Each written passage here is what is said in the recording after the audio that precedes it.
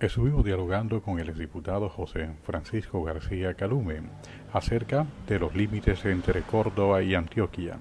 También abordó un tema de moda, el fallo de la Corte Internacional de La Haya sobre la soberanía de San Andrés Isla entre Colombia y Nicaragua. Problema, ¿qué pasa con los territorios de Córdoba y Antioquia en la cuestión de los límites? Gracias, amigo periodista. El caso es el siguiente. Cuando el departamento de Córdoba se crea en el año 1951, el Senado de la República designa una comisión integrada por el senador Cook Arango por el departamento de Antioquia y el senador Remberto Burgos Puche por el departamento de Córdoba. Ellos empezaron a demarcar la línea limítrofe de todo el occidente de lo que iba a ser el nuevo departamento de Córdoba y de todo el sur. Sucede que se comenzó la demarcación por todo el occidente, quedó debidamente demarcado, pero al llegar al sur del departamento, lamentablemente, por un lado, el terreno era demasiado boscoso y por otro lado, teníamos el problema que se había acabado el periodo constitucional de los senadores y ya ellos dejaron de integrar la comisión. Estamos hablando del año 51 al año 53. En el año 1957 se vuelve a reanudar el proceso, pero ya seguía el mismo senador Cook Arango por Antioquia y ya al doctor Remberto Burgos Puche lo reemplazó su hermano Benjamín Burgos Puche, que fue el comisionado limítrofe por Córdoba. Se siguió demarcando la línea, pero tampoco se acabó en ese periodo y lamentablemente terminó el periodo constitucional del Senado en esos momentos, que fue cuando cayó el general Rojas Pinilla y otros problemas políticos del país, y de ahí en adelante no se terminaron de señalar la línea limítrofe, pese a que ya los límites estaban preestablecidos porque se habían dicho que eran los mismos límites de los municipios colindantes entre los dos departamentos. De 1960 para acá comienza el problema y es cuando entonces el doctor Remberto Burgos Puche escribe su libro que se llama Límites con Antioquia y aparecen las geografías cordobesas de Severo J. García y del doctor Esbrayat, donde se demuestra que tenemos un departamento que tiene en su mapa dos punticas hacia abajo, en que nos llevaría a terrenos que hoy están en jurisdicción de los municipios de Caucasia y otros terrenos que están en jurisdicción del municipio de Ituango. Y fue eso precisamente lo que nos motivó a nosotros cuando llegamos a la Asamblea a impulsar ese proceso limítrofe que ya viene en formación desde aquella época, pero que lamentablemente el departamento de Córdoba no ha sido eficiente en sus administraciones para tratar de consolidar el límite.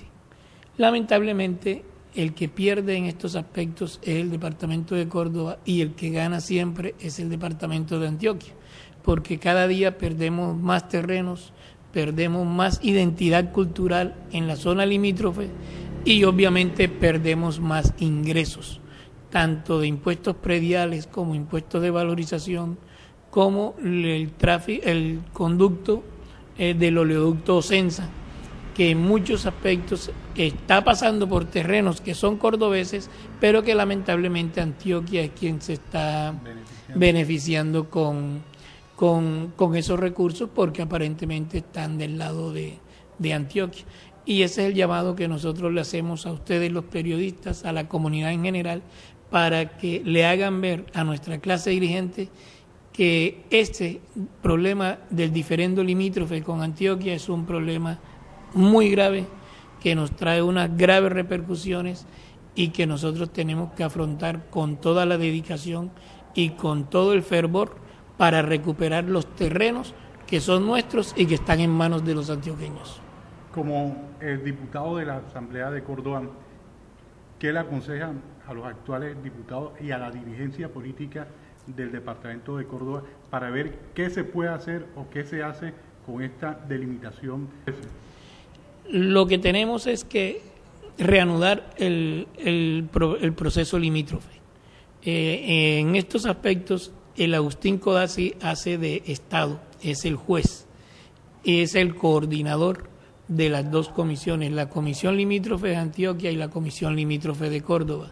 Antioquia siempre ha tenido su comisión limítrofe debidamente designada, pero lamentablemente únicamente se estuvo moviendo en el momento en que nosotros estuvimos en la asamblea e hicimos que el gobernador Libardo López Cabrales consolidara la comisión de Córdoba, que la integramos la doctora Gloria Cabrales como jefe de planeación departamental y nosotros en nombre de la asamblea, y nos reunimos con los delegados de la comisión de Antioquia. Pudimos llegar a un solo entendimiento, que fue el punto entre el barrio El Minuto de Dios en Los Córdobas y el Alto de Carrizal. Ese límite ya quedó debidamente definido por nosotros en el periodo de 2004 al 2007.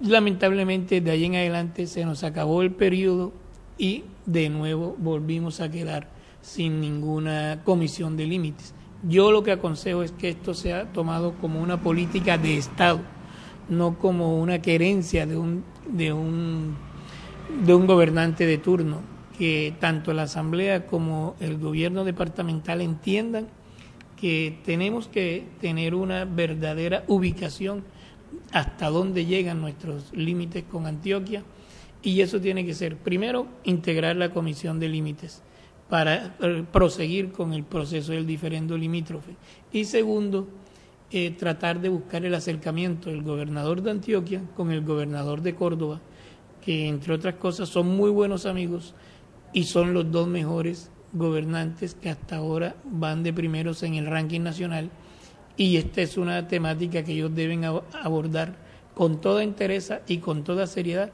para aprovechar este periodo y dar por terminado ese diferendo limítrofe. Porque se lleva ya mucho tiempo en esto y no se ha llegado a una conclusión verdadera. Y hemos perdido, pero lamentablemente el tiempo no nos conviene a nosotros, nos perjudica a nosotros y favorece a Antioquia, porque cada día es más lo que los antioqueños nos vienen despojando del territorio nuestro. Tan así es que ya en la apartada ya han hecho inversiones, propiedades, inmuebles que están en terrenos cordobeses y que ya están pagando impuesto predial en el municipio de Caucasia. Eso quiere decir que ya ellos consideran esos terrenos nuestros como propiedad del municipio, como predios del municipio de Caucasia, y lo más lamentable es que eso se hace con la mirada complaciente de las autoridades municipales y regionales de Córdoba. Además de territorio, estamos perdiendo recursos económicos que le servirían mucho al departamento de Córdoba. Claro que sí, estamos perdiendo recursos por impuesto predial, estamos perdiendo recursos por valorizaciones, estamos perdiendo recursos por regalías, estamos perdiendo nuestras minas del subsuelo, que son ricas en oro, en vetas de ferroníquel, y que lamentablemente todo eso lo tiene Antioquia a su acomodo. Nosotros pensábamos que con la creación del municipio de Uré íbamos a tener una cabecera municipal más cerca de los límites con Antioquia, y que eso nos iba a servir para darnos sentido de pertenencia en el sur del departamento. Pero lamentablemente eso no ha dado ningunos resultados por los problemas políticos que ha tenido el nuevo municipio de San José de Uré, por una parte. Y por otro lado, lo más grave que a mí me parece es que estamos perdiendo nuestra identidad cultural. En esa zona limítrofe, en esa zona de frontera, que nosotros tuvimos la oportunidad de caminar a fondo, nos encontramos con que los habitantes hablan cordobés, tienen las costumbres nuestras cordobesas, tienen la idiosincrasia cordobesa, pero quieren ser antioqueños. ¿Por qué? Porque el departamento de Córdoba los ha tenido abandonados. E inclusive hay escuelas del departamento de Córdoba que cuentan con profesores pagados por Antioquia. Entonces nuestros niños en esa zona de frontera ya no estudian la geografía de Córdoba, sino que estudian la geografía de Antioquia y se sienten antioqueños, pese a que, como les repito, hablan cordobés, tienen nuestras mismas costumbres, tienen nuestra idiosincrasia, pero quieren pertenecer al otro departamento. Y eso es supremamente triste y lamentable. ¿Está perdiendo la identidad del sinuano, de la sinuanología en esos territorios? No digamos que la del sinuano, se está perdiendo el sentido de pertenencia con Córdoba, porque ellos sí siguen siendo costeños, ellos siguen siendo sinuanos y sanjorginos, porque allá en esas estamos hablando tanto de sinuanos como de sanjorginos, pero quieren ser antioqueños con la idiosincrasia nuestra. Es lo más lamentable, que no quieren al departamento que los vio nacer, sino que quieren al departamento vecino porque los trata mejor que nosotros. Entonces son cosas como diríamos, de Macondo. Son cordobeses, pero quieren pertenecer a Antioquia. Así es, así de sencillo. Y eso es lo que nosotros tenemos que rescatar. Estamos a tiempo.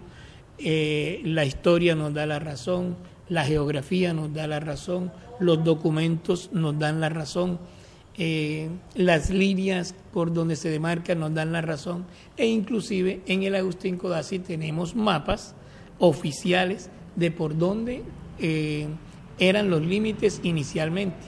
Pero sin embargo, el Instituto Agustín Codazzi, para ser salomónico, lo único que ha hecho con nuestro departamento es quitarnos las dos punticas del sur y trazar una línea recta, pero muy por encima de donde estaban las punticas del sur, y decir que ese es un límite que está en litigio.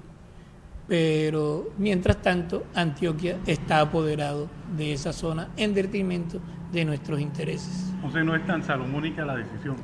No es tan salofónica, sino más bien acomodaticia para el Codazzi. Para que nadie quede perdiendo cositas, sí, pero pierde el departamento. Para que se sepa que ese es un límite que está en litigio, pero en detrimento nuestro. Nosotros hubiéramos querido que la línea limítrofe en litigio fuera más abajito por donde estaban las punticas. ¿Eso a qué nos lleva? A que en aquella época estábamos perdiendo más de 70.000 hectáreas. Hoy estamos perdiendo alrededor de 200.000 hectáreas y nadie dice nada, que es lo más grave y es la razón por la cual nosotros quisiéramos que los medios de comunicación iniciaran una cruzada en este aspecto para recuperar lo nuestro. Nosotros no queremos usurpar un metro de tierra de Antioquia. Lo que no queremos es que los terrenos nuestros estén en manos de los antioqueños. Cada vez se extiende más el territorio antioqueño hacia acá. Así es. Cada vez el departamento de Antioquia viene expandiendo sus fronteras y nosotros nos hemos dejado adelgazar por parte de los antioqueños. Otro tema importante es el tema que está muy actual, el tema de San Andrés Isla. ¿Cómo desde su percepción, cómo ve este fallo de la Corte de La Haya? Yo personalmente creo que el fallo ya es inapelable, es incuestionable, y que al presidente Santos, como buen jugador de póker que es, le toca mover sus fichas para tratar de que el daño sea mucho menor de lo que pudiera ser. Estoy de acuerdo con el retiro del Pacto de Bogotá, aunque esa es una denuncia que se hace ahora y viene a tener efectos un año después, pero hay que hacerlo porque de pronto Nicaragua se nos va a venir con nuevas demandas. Y hablando coloquialmente, nosotros podríamos comparar a Antioquia con Colombia y a Córdoba con Nicaragua.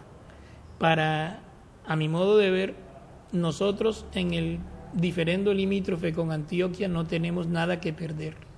O ganamos o empatamos, pero no perdemos. En cambio, los antioqueños con nosotros empatan o pierden. Era el mismo caso de Colombia con Nicaragua. Colombia empataba o perdía. A Colombia no le iban a dar un metro más de mar por encima del meridiano 82. O se quedaba en el meridiano 82 o le quitaban mar, que fue lo que sucedió. Y mientras que Nicaragua empataba o ganaba. se quedaba en el meridiano 82 o se metía más en el mar colombiano, como en efecto sucedió. Es el mismo caso nuestro. Nosotros podemos equipararnos a Nicaragua. No tenemos nada que perder con Antioquia. O nos quedamos como estamos o ganamos. Y es lamentablemente, mientras Nicaragua cada día impulsaba el proceso en la Corte Internacional de Justicia de La Haya, nosotros, que tenemos la razón, que la hemos sabido alegar cuando nos ha tocado alegarla, sin embargo, lamentablemente nos hemos quedado dormidos y estamos perdiendo un pleito que es relativamente fácil de ganar si hacemos lo que hay que hacer. En el caso San Andrés Isla, exceso de confianza. Yo diría que errores procesales jurídicos. Colombia no debió haber permitido nunca haber entrado a pleitear en la Corte, porque ya Colombia tenía un tratado que es el Tratado Esguerra-Bárcenas, lo tenía definido y con plena validez. Entonces nosotros desde un principio no debimos haber entrado a ser contraparte en el pleito con Nicaragua.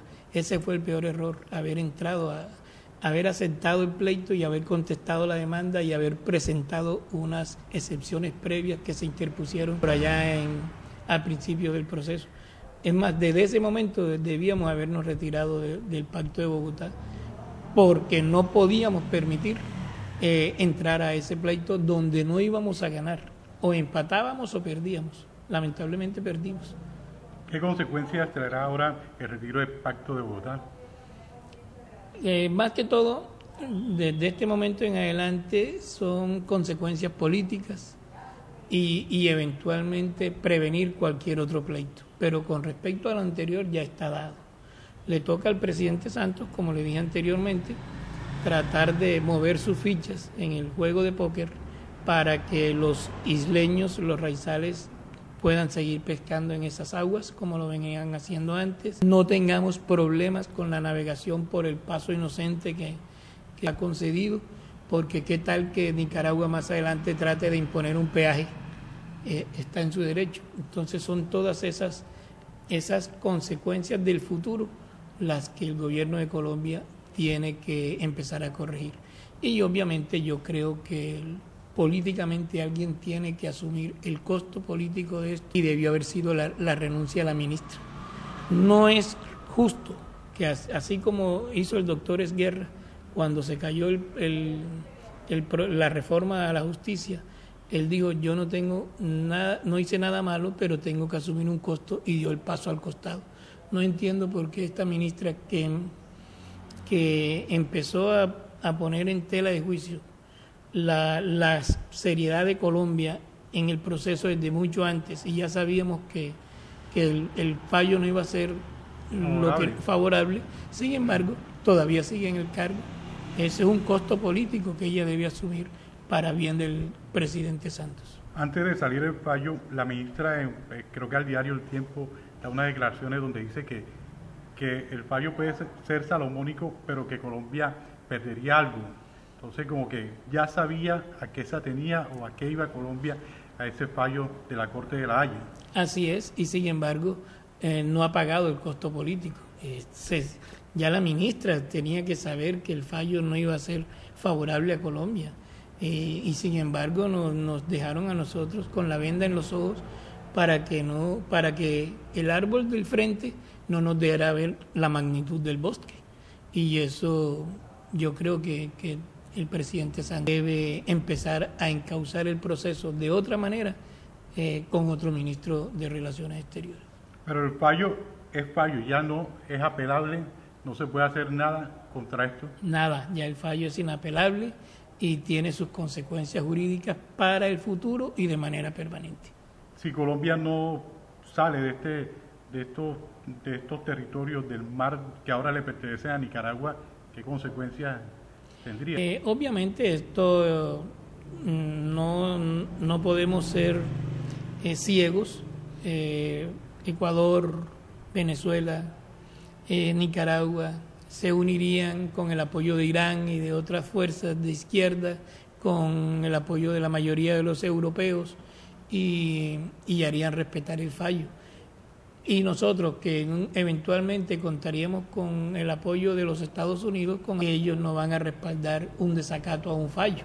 Aunque ellos desacataron un fallo de la Corte Internacional de Justicia, pero era entre Nicaragua con los contras con Estados Unidos, que es una cosa totalmente diferente y de mucha menor envergadura de lo que son los límites de Colombia con Nicaragua. Usted dice que entonces Colombia nunca se debió presentar a la Corte de La Haya. Colombia no debió haberse hecho parte en ese proceso, porque o empataba o perdía, no iba a ganar nada. Y ya estaba un tratado que definía los límites y que tiene casi 90 años, iba a cumplir 100 años, que no había necesidad de ponerlo en tela de juicio. Pasando a otro tema, nos comenta que el 17, 18 de diciembre va a haber una reunión, una conferencia. Cuéntenos algo acerca de eso. Para los días 17 y 18 de diciembre hemos programado con la Gobernación de Córdoba, el señor gobernador y el señor secretario del Interior, el doctor Johnny Besaile, traer a unos conferencistas internacionales de la Universidad St. Thomas University en derechos humanos, tal vez los hombres y mujeres que más saben de derechos humanos en el mundo, y van a venir al centro de convenciones a exponernos el criterio de ellos sobre lo que debe ser una verdadera reparación a las víctimas y una verdadera restitución de tierras.